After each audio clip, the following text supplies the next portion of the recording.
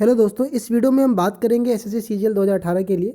और ये सीजीएल 2019 वालों के लिए भी इम्पोर्टेंट होने वाला है कि किस किस तरह के सवाल बच्चों ने डॉक्यूमेंट वेरिफिकेशन में पूछे थे मुझसे पेड रिव्यू के थ्रू, चाहे वैसे भी टेलीग्राम पर। और आज सीजीएल 2018 का डॉक्यूमेंट वेरिफिकेशन प्रोसेस पूरा हुआ, पूरा 1 महीने चला था। देखिए, अगर आप सीजीएल की तैयारी कर रहे हो या एसएससी कोई भी एग्ज़ाम की तैयारी कर रहे हो तो अनअकैडमी पर आपका चल रहा है बैचेस, फ्री क्लासेस चल रही हैं इसकी, और हर हफ्ते नए बैचेस स्टार्ट हो रहे हैं इस पर। और पढ़ा रहे हैं बेस्ट फैकल्टी, अभिनय सर भी हैं आपकी। तो आप चाहो तो इसमें ज्वाइन कर सकते हो, एमटीएस, सीएचएसएल और सीजीएल किसी के लिए भी कर सकते हो। और आप लाइव क्लासेस में फ्री क्लासेस, पेड क्लासेस दोनों देख सकते हो, आपकी मर्जी है। एसएससी प्रीवियस यूज़ करके आप अनलॉक कर सकते हो फ्री क्लासेस। चाहो तो आप कोई मंथली पैकेज या पूरे 6 महीने का भी पैकेज ले सकते हो, आपकी चॉइस होगी। चलो अब बात करते हैं हम। यार देखो कि आज ख़त्म हो गया, मतलब 27 फरवरी को ख़त्म हुआ, पूरा 1 महीने चला आपका, और 31 मार्च को रिज़ल्ट आना है। अब यहाँ से काउंटडाउन शुरू होगा और यहाँ से अब उल्टी गिनती शुरू होगी, और एक एक दिन गिनना आज से मुश्किल हो जाएगा बच्चों के लिए जो सीजीएल 18 के फाइनल रिजल्ट का वेट कर रहे होंगे। और जब से सीजीएल 2019 वाला मैटर ये आया है सामने, तब से तो बिल्कुल एक एक दिन का इंतजार हो रहा है, और एक एक घंटी, मतलब आपको अंदाज़ा नहीं लगा सकते कि जो लोग इसमें हैं उनकी बात है। सीजीएल 19 वाले भी ध्यान से देखना आप, हो सकता है कि आप भी इन सब सवालों से गुजरोगे, तो और थोड़ा सा आपका माइंड भी थोड़ा सा फ्रेश होगा। बहुत ज़्यादा आपका दिमाग इस समय वो है, तो थोड़ा सा देखिए कैसे। तो पहला सवाल जो लोगों ने मुझसे पूछा, मैं भी बहुत ज़्यादा हैरान रहा इन सवालों को। मैंने उनमें से छाटे हैं कुछ सवाल, बहुत ज़्यादा सीरियस आप ना लीजिएगा। कुछ कुछ अगर मान लीजिए मैं कुछ ऐसा उल्टा बोल दिया कुछ सवालों पे, तो आप परेशान मत होइएगा। और आप एक चीज़ करिएगा कि अगर इन सवालों से हट के आपका कोई सवाल था, वो भी आप कमेंट में लिखना, तो भी मालूम चलेगा। हो सकता है कि आपने पेड सर्विस ना ली हो, या आप मुझसे मैसेज टच नहीं रहे होगे, पहली बार जुड़े होगे, ज़रूर लिखिएगा। पहला सवाल पूछा लोगों ने कि मैंने जो सीपीटी वाली पोस्टें हैं, सीपीटी वाली पोस्टें मतलब सीएसएस हो गया, और जिन जिन जैसे एक्साइज हो गया, इनमें आपका सीपीटी मांगता है, और मैंने सीपीटी वाली पोस्टें ऊपर रखी है। जैसे मान लीजिए किसी बच्चे के 585 नंबर है अनरिजर्व में, और उसने शुरू की 5 पोस्टें जो रखी है वो सारी सीपीटी वाली रखी है, जिसमें सीपीटी चाहिए। या 5 छोड़ो, पहले नंबर पे सीएसएस रखा हुआ है। तो उसके ये सवाल थे कि मान लो कि अगर मेरा सीपीटी क्लियर नहीं होता है, या मैंने टाइपिंग ये जो सीपीटी वाला पार्ट है वो पार्ट पास नहीं किया, तो कहीं ऐसा तो नहीं है कि मैंने पहले नंबर पे सीएसएस भरा है और मेरा सीपीटी क्लियर नहीं हुआ, तो वो ये देखेंगे कि आपने सीएसएस नहीं भर नहीं आप सीएसएस क्वालिफाई नहीं किए, तो कहीं ऐसा तो नहीं कि मुझे वो फेल कर देंगे और मुझे कोई पोस्ट ही नहीं मिलेगा। ये सवाल थे, और ये सवाल एक बच्चे के नहीं, काफ़ी लोगों के ये सवाल थे, राइट। तो यार मैं आपको बता दूं इसके रिगार्डिंग कि आप अगर सीपीटी पास नहीं करते हो, तो अगर आपको सीएसएस नहीं देंगे, तो देन आपको नीचे वाला चेक करेंगे, उसके नीचे वाला ऑप्शन चेक किया जाता है कि अगर आप वो क्लियर कर रहे हो कि नहीं। वो भी नहीं आपका मतलब वो भी सीपीटी वाला है, कोई दिक्कत नहीं है। मान लीजिए 5वें नंबर पे आपने नॉन सीपीटी वाली पोस्ट भरी हुई है, और आपके मार्क्स उसका पोस्ट मतलब वो कट ऑफ क्लियर कर रहा है, तो आपको वो पोस्ट मिल जाएगी। तो बिल्कुल ऐसा नहीं है कि सीपीटी फेल होते हो तो आपको दूसरी पोस्ट नहीं दी जाएगी, बशर्ते आपने वो पोस्ट सारी भरी हुई हैं। तो दूसरा सवाल, यही सेम सवाल टीए वाले को लेकर था। बहुत सारे एस्पिरेंट ऐसे थे जिन्होंने टीए को नंबर 1 पर रखना चाहा था या रख दिया था, और लोगों के मैसेज आए कि मुझे अब डर लग रहा है कि कहीं मेरा डेस्ट क्लियर नहीं हुआ। तो कहीं ऐसा तो नहीं है कि मैंने सबसे पहले नंबर पर डेस्ट रख दिया है और मेरे नंबर तो 2800 की बाकी अदर पोस्ट मिलने के लायक भी है, लेकिन कहीं ऐसा तो नहीं हुआ कि डेस्ट अगर मेरा क्लियर नहीं हुआ तो वो ऐसा तो नहीं करेंगे कि टीए मेरा, अगर उस टीए के लिए डेस्ट चाहिए और मेरा डेस्ट क्लियर नहीं है, तो वहीं से आपको मुझे रिजेक्ट कर दे और कोई पोस्ट दे ही नहीं। ये बहुत लोगों के मैसेज थे, बहुत सारे लोग कॉल, मैं पेड सर्विस में लोगों से कॉल पर भी बात हूँ, मैं भी थोड़ा टाइम के लिए हैरान हो जाता था कि लोग छोटी छोटी चीज़ें हैं आपकी। तो बिल्कुल ऐसा नहीं, जैसा मैंने बताया आपको सीपीटी के लिए, बिल्कुल वैसा इसमें भी है। अगर आप डेस्ट नहीं क्लियर कर पाते तो आपके सारे पोस्ट चेक किए जाते हैं उसके हिसाब से, एंड देन आपको, अगर वो कट ऑफ के अंदर आपको मान लीजिए कि नॉन डेस्ट वाला पोस्ट आपने CAG ऑडिटर भर दिया इसके टीए के नीचे, और आपके उसके रैंक के नीचे आप उस आपका मार्क्स उस कट ऑफ पे आ रहा है, आपको वो पोस्ट दे दिया जाएगा। आते हैं अगले सवाल पर। तो यार उससे पहले मैं आपको एक अपडेट दे देता हूँ कि यार चैनल पे सब कुछ ठीक चल रहा है, व्यूज़ लाइक्स वगैरह सब ठीक चल रहे हैं, बस सब्सक्राइबर का यूट्यूब से काफ़ी ज़्यादा वो है, यार सब कुछ नेगेटिव चल रहा है आपका सब्सक्राइबर को लेकर के। तो प्लीज़ आपसे रिक्वेस्ट है कि अगर आपको वीडियोस अच्छी लगती है, या आप चाहते हो कि ऐसे ही वीडियोस बनाता रहूँ, या आपके टॉपिक्स में कमेंट में देखता हूँ, जो भी आप रिक्वेस्ट करते हो मैं कोशिश करता हूँ वो वीडियो लाने के लिए। तो कोशिश करिए चैनल को सब्सक्राइब कर लीजिए, ताकि ये वाला जो मैटर है चैनल का वो सॉल्व हो जाए। देखिएगा बच्चे, कोशिश करिएगा सब्सक्राइब के लिए बच्चे, ठीक है। वैसे बोलना नहीं पड़ता, लेकिन यूट्यूब की तरफ से भी ये है, वीडियो के एनालिटिक में ख़राब जाता है आपका रिस्पॉन्स चैनल का, और ये वो आगे रन करने में दिक्कत होती है। तीसरा ये रहा कि मेरे मार्क्स 550 हैं। ये बड़ा गजब सवाल था, बताऊँ आपको, बहुत लोगों की। और ये खास बात है कि अच्छे अच्छे स्कोर वालों ने पूछा मुझसे ये कि मेरे 550 है, और कोई हंसने वाली बात नहीं है, सबको हो सकती है डाउट। मैं भी बहुत ज़्यादा वो नहीं है कि आपको समझना पड़ेगा चीज़ें, और हो सकता है कि आप में से पहली बार कोई लोग देख रहे होंगे जो मुझसे बात नहीं किए होंगे, आपको ये चीज़ हो सकता है महसूस, तो कमेंट में जरूर। 500 मेरे नंबर है, 545 किसी और के हैं। और मैंने क्या कर दिया कि मैंने CAG को नंबर 1 पर रख दिया, और मैंने CAG नंबर 1 पर रख करके, क्योंकि मुझे 2800 मिलने के चांसेस की बात कर रहा था, तो मैंने बाकी पोस्टें नीचे रख दी CAG के बाद। और 545 वाले ने सबसे नंबर 1 पे CGDA रख दिया, CGDA ऑडिटर रख दिया उसने, ठीक है। और मान लीजिए कि CGDA की ऑडिटर की कट ऑफ 540 गई, ठीक है, और CAG की कट ऑफ 555 चली गई। मैं एक एग्जांपल ले रहा हूँ, तो 555 कट ऑफ गई तो मेरी तो हुआ नहीं, क्योंकि मेरे 550 नंबर है। तो कहीं ऐसा तो नहीं है कि मेरा अब 550 है और मैंने सबसे पहले नंबर पे CAG रखा है, तो अब मुझे वो ऐसा तो नहीं करेंगे कि CAG मुझे नहीं देंगे। और 545 वाला जो है उसने सबसे नंबर 1 पर CGD दिए भर रखा है, तो कहीं ऐसा तो नहीं करेंगे कि पहले वाले को CGD दे दे। और ये बहुत लोगों के सवाल के जवाब थे बच्चे, कि मैं पहले नंबर पे ये भर रहा हूँ। पहले वाले प्रेफरेंस को लेकर बहुत लोगों के डाउट थे कि कहीं ऐसे, क्योंकि उसने पहले नंबर भर रखा है तो पहले उसका कंसीडर करेंगे यार। तो ये ऐसा नहीं है, ठीक है, कोई बात नहीं। हो सकता है आपका डाउट, बहुत लोगों के डाउट क्लियर हो गए थे उस टाइम पर भी, हो सकता है मैंने कहीं बीच में वीडियो डाला होगा इसके रिगार्डिंग। तो ऐसा नहीं है 550 पे अगर आपको CAG नहीं मिला तो इसके नीचे आपके, मान लीजिए आपके मार्क्स 550, तो पहले 550 वाले के सारे प्रेफरेंस देखे जाएंगे, देन 545 वाले का नंबर आएगा। तो CAG आप क्लियर नहीं करते हो, देन मान लें आपने CGA रखा है, CGA भी नहीं है, आपने DOP रखा है, वो भी नहीं क्लियर है। अगर आप CG नहीं करो, CGDA क्लियर करो, तो पहले आपकी प्रेफरेंस देखी जाएगी, राइट। तो ये चीज़ें हैं, आपको इसमें लेके कन्फ्यूज़ नहीं होना है। अगर आप भी अभी इसमें टेंशन में हो गए तो ये दिमाग से निकाल दीजिएगा।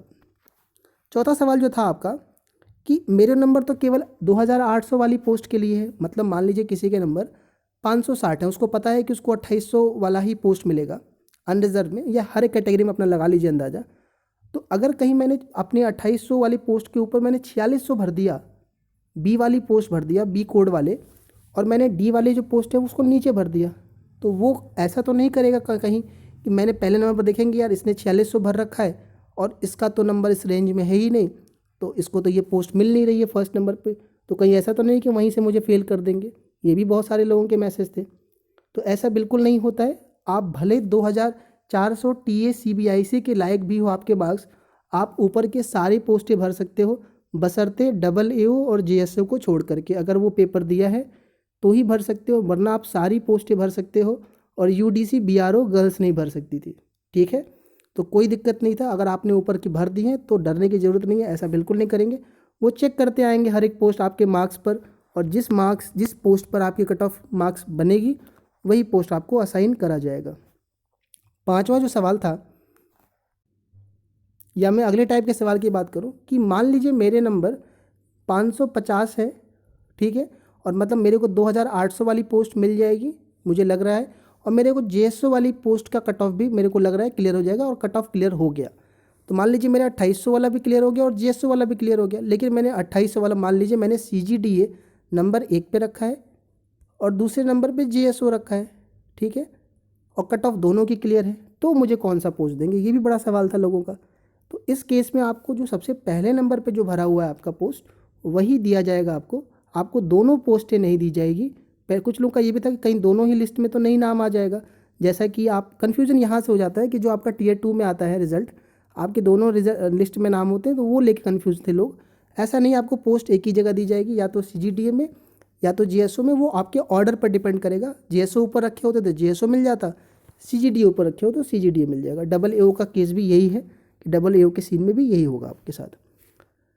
अगला सवाल ये था कि कुछ पोस्ट जो ऐसी थी आपकी जिस पोस्ट में वैकेंसी 0 थी, जैसे SC हो गया या OBC हो गए, जैसे UDC की बहुत सारी डिपार्ट मिनिस्ट्री थी जहाँ पर 0 थी, असिस्टेंट में भी कई जगह पर 0 थी। तो लोगों के ये मैसेज थे कि इसको भरने का क्या ही फ़ायदा है, और कुछ लोगों के मैसेज ये भी आए कि मैंने उनको भर दिया है।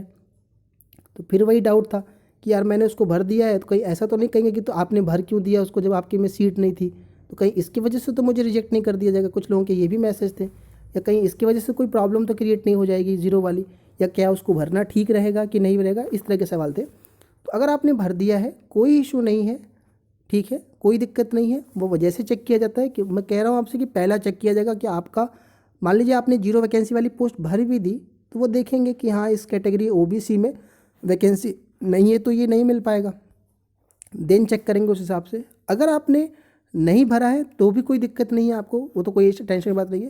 देखो मैंने आपको सजेशन दिया था भरने के लिए कि क्या पता लास्ट में कहीं चार्ट अपडेट हुआ और कहीं एक आध वैकेंसी आ गई तो चांसेस बनते हैं, मान लीजिए आप 4600-4200 की बात होती है, वैसे रेयर चांस होती है कि आप वैकेंसी अब चेंजेस हों, लेकिन एक चांस उम्मीद बना सकते थे, इस वजह से कहा गया था कि भर दीजिएगा, कोई टेंशन वाली बात नहीं। अगर वैकेंसी 0 है तो भी, राइट, कोई फेल नहीं करेगा 0 वैकेंसी वाले के लिए।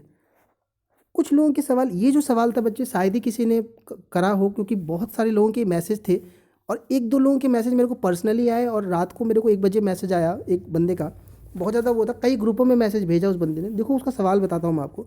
एक्चुअली मेरे को ये सवाल बहुत पहले रखना चाहिए था कि जब हम फॉर्म भरते हैं ना एसएससी का, तो एसएससी का जब फॉर्म भरते हैं तो वहाँ पर जिनकी उम्र 27 साल पूरी हो जाती है और OBC, SC, ST, ex serviceman, या फिर आप किसी गवर्नमेंट जॉब में, सेंट्रल गवर्नमेंट जॉब में है, तो अगर आप एज रिलैक्सेशन चाहते हैं तो वहाँ पर एक ऑप्शन होता है क्लिक करने का, यस टिक करना होता है। तो बहुत सारे लोग ऐसे थे ना जो फॉर्म भरते वक्त ये चीज़ क्लिक नहीं किए थे, उनकी उम्र 27 साल पार हो गई थी, है ना। और जब उन्होंने ये पास किया एग्ज़ाम तो उनके जो नंबर रहे वो केवल 27 वाली उम्र के लिए ही रहे, 27 से कम वाले के लिए। जैसे 2800 और 2400 के लिए आपकी उम्र 27 या 27 से कम होनी चाहिए, ऑडिटर और टीए वाली पोस्ट के लिए और यूडीसी वाले के लिए। तो 2-3 लोगों के एक मैसेज आया रात को मेरे को ऐसे ही कि ऐसा हो गया मेरे साथ और मैंने टिक नहीं करा था, अब कोई तरीका है क्या कि मैं फॉर्म अपना चेंज कर सकूं। तो यार अब कोई तरीका तो होता नहीं है फॉर्म चेंज करने का, और बहुत डिप्रेशन में था बंदा कि उसके यही नंबर थे। फिर उसके यही मैसेज आया कि अब तो कोई मतलब नहीं रहा इतने मार्क्स लाने का, सब बेकार हो गया। एससी कैटेगरी से ही था, ठीक बंदा, और ये दिक्कतें आई अब। तो मैंने उनको बोला, मैसेज किया कि ऐसा कोई दिक्कत नहीं, क्योंकि हम जाते हैं डॉक्यूमेंट वेरिफिकेशन कराने तो रहता है आइडिया, 16-17 में मैंने भी कराया था। तो ये बोला गया कि देखो टेंशन, मैंने कहा उसे कोई टेंशन मत लो। और जब डीवी शुरू हुआ तो मैंने 1-2 लोगों से कंफर्म करवाया भी, तो ये क्लियर हो गया था कि कोई दिक्कत नहीं थी। जब आप वहाँ जाते हो सकता है आप 19 वाले भी सुन रहे होगे, कोई ऐसा होगा, तो जब आप वहाँ जाओगे तो आपको वहाँ पर एज रिलैक्सेशन करने का मौका मिलता है, कोई दिक्कत नहीं होगी। वहाँ बोलोगे आप, अपने आप कंप्यूटर में जब डालेगा, एंटर करेगा आपका डिटेल, अपने आप कंप्यूटर ले लेता है, आपको एज रिलैक्सेशन वहाँ पर दे दिया जाता है, घबराने की ज़रूरत नहीं है। वो बंदा तो छोड़ने तक की बात कर रहा था मुझसे कि अब जाने का क्या ही फ़ायदा, इतने नंबर लाने का क्या ही फ़ायदा, अब तो कुछ उम्मीद ही नहीं है आपको, तो बहुत ज़्यादा। फिर मैंने उसको मैसेज करा, बहुत देर तक बातें हुई, तो कोई दिक्कत नहीं था और ऐसा कोई मैसेज मैटर नहीं रहा था। ये भी एक बहुत बड़ा मुद्दा था आपका। अच्छा, 1-2 लोग का मेरे पास कॉल आया पेड सर्विस के रिगार्डिंग, जैसे कल डीवी है, शाम को उन लोगों ने पेड सर्विस लिया और मेरे को कॉल आया सीधा, और जब मैंने बात करना चालू किया तो कंफ्यूज थे, CGDA CAG इन्हीं में ऑर्डर में, ज़्यादातर लोगों के ऑर्डर में ही दिक्कत थी, कुछ ज़्यादा वैसे बात नहीं था। लेकिन बहुत सारे लोगों से ये भी दिक्कत समझ में आई कि लोगों को ये भी नहीं पता था कि स्टेट वाइज जो चार्ट होती है, जैसे कि CGDA का स्टेट वाइज, आपका CBDT का स्टेट वाइज, इनका स्टेट वाइज अलग होता है और SSC वाला जो चार्ट होता है वो अलग होता है। कई लोग थे ऐसे बात करने वाले, ठीक है, और बड़ा दिक्कत हो जाती है। जैसे मान लो आप कल का किसी का डीवी और आप बात कर रहे हो कि ये भर रहा है, आपने तो स्टेट वाइज देख रखा होगा, अब उनको स्टेट वाइज नहीं पता, तो लोग पैनिक कर गए, बहुत ज़्यादा पैनिक हुए थे लोग डॉक्यूमेंट वेरिफिकेशन के टाइम पर। बहुत सारे पोस्ट भरते वक्त जब आप लोगों से बात करते हो तब समझ में आता है कि किस तरह की चीज़ें हैं, किस तरह की वो है। तो ये भी चीज़ थी आपकी। तो बता दूं मैं आपको कि चार्ट वाला वैकेंसी अलग होता है, जो SSC का जो चार्ट होता है, और स्टेट वाइज सबका नहीं होता है, उसके लिए आपको RTI लगाना पड़ता है, या फिर खुद डिपार्टमेंट अपनी वेबसाइट पे डालता है, जैसे कि CBIC डालता है, इनकम टैक्स डालता है, ये भेजते हैं अपना। तो ये कुछ सवाल थे। अगर इसके अलावा भी कोई सवाल रहा था आपके पूरे डॉक्यूमेंट वेरिफिकेशन में तो अपनी यादें आप शेयर करिए कमेंट सेक्शन में। और आप चाहते हो बच्चे कैसी वीडियो बनाते हो तो सब्सक्राइब जरूर कर लीजिएगा चैनल को, रिक्वेस्ट है आपसे। बाकी मिलते हैं अगले वीडियो में अलग टॉपिक के साथ।